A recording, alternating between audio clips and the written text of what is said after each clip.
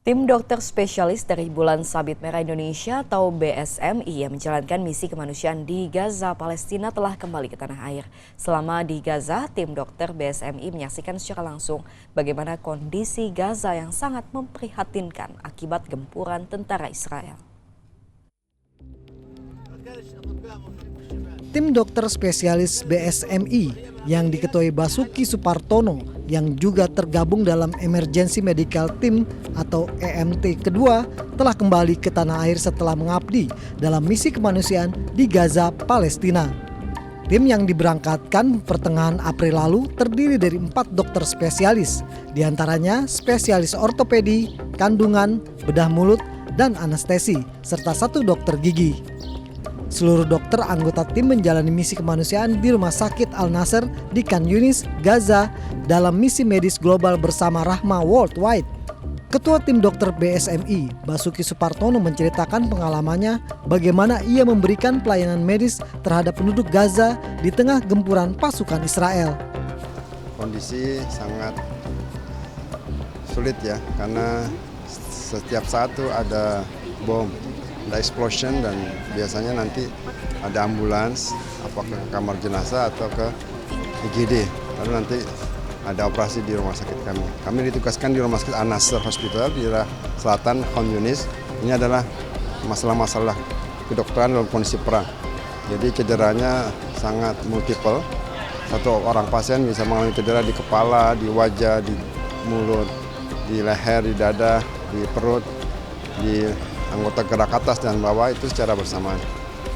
Jadi kondisi sangat sulit dalam kondisi itu, tapi kami melihat apresiasi spirit dan kerja keras para tenaga kesehatan di sana, walaupun mereka tinggal di tenda, dijemput oleh rumah sakit, tapi tetap bekerja secara maksimal. Kami mensupport mereka di beberapa bagian, yaitu di bagian maternity, kebidanan kandungan, di bagian anestesi ICU, dan di bagian bedah, di bedah ortopedi dan di bedah mulut.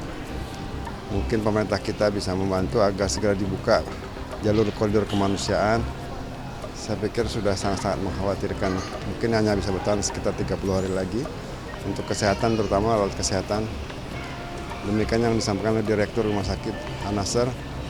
Waktu kami datang 2 minggu yang lalu bisa 40 hari bertahan, tapi mungkin sekarang sudah tinggal 30 hari. Gitu. Begitu juga dokter spesialis kandungan, Prita Kusumaningsih, yang juga menceritakan pengalamannya dalam misi kemanusiaan di Gaza. Saya memang bekerja di maternity unit yang terpisah dari rumah sakit utama. Yang saya lihat adalah banyak sekali kasus keguguran dan kasus persalinan prematur. Ini hampir setiap hari kami melakukan evakuasi dari keguguran sekitar 3-4 kasus. Namun alhamdulillah itu diimbangi dengan tingkat persalinan yang sangat tinggi.